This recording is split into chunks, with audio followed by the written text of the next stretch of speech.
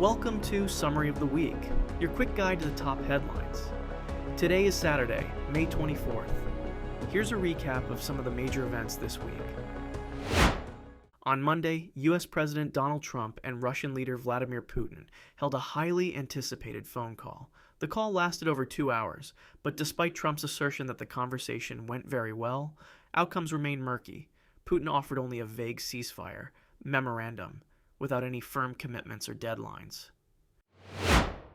Following the phone call, Europe and Ukraine's President Volodymyr Zelensky both called for more sanctions, given that Putin has once again rejected a ceasefire. Berlin said that Europe has agreed to increase pressure on Moscow through sanctions, while Zelensky suggested that Putin is insincere in pursuing peace since it asks questions while knowing the answer will be negative, referring to Moscow's proposal on Friday for Ukraine to withdraw troops. On Tuesday, in response to Putin's rejection of a ceasefire once again, Europe announced a new package of sanctions against Moscow, but without U.S. backing.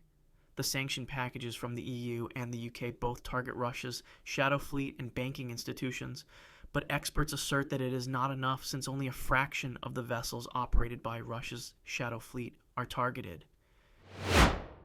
Meanwhile, multiple European countries are considering deploying their national Air Force fighters and jets to western Ukraine to bolster the country's air defense as peace negotiations drag on between Kiev and Moscow.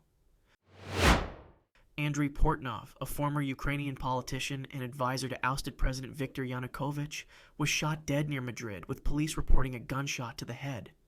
Wanted by Ukrainian authorities and under U.S. sanctions, his death has raised many questions as to the motive and perpetrator of this killing in broad daylight. Russian President Vladimir Putin visited the Kursk region as part of a publicity tour, stopping in a town less than 80 kilometers from the Ukrainian border.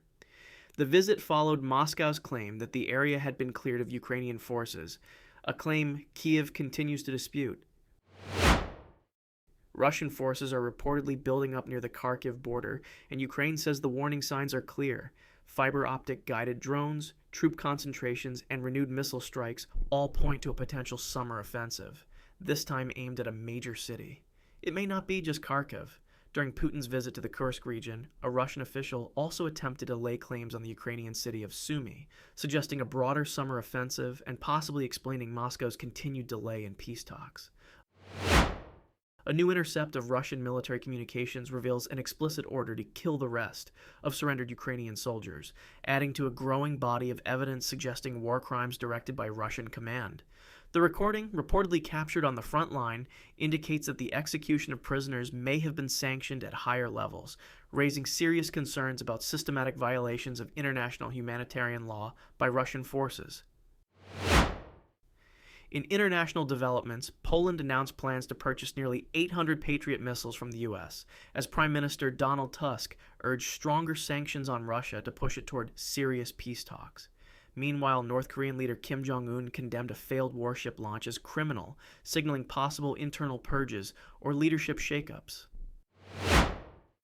A major prisoner exchange between Ukraine and Russia took place on Friday, following an agreement reached in Istanbul to swap 1,000 prisoners each way. U.S. President Donald Trump prematurely announced the swap as complete and suggested it could lead to further breakthroughs, while Kyiv Post sources confirmed that the swap was ongoing as Trump made the update. With no ceasefire in sight, Ukraine and Russia have ostensibly ramped up drone strikes on one another. On Friday, Ukrainian drones struck a major Russian weapons plant overnight in the city of Yelets, setting off a large fire and halting operations at a facility critical to Moscow's military supply chain. Meanwhile, Russia struck Ukraine's Odesa, Chernivtsi, Poltava, and Ivano-Frankivsk regions with drones Friday morning, damaging homes, infrastructure, and railway lines, leading to multiple injuries and power outages.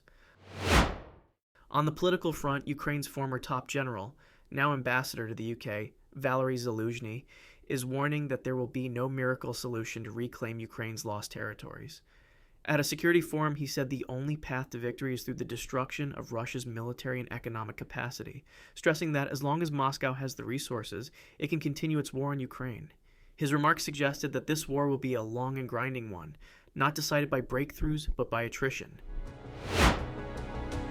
Thanks for watching this week's Summary of the Week. Don't forget to like, subscribe, and stay informed.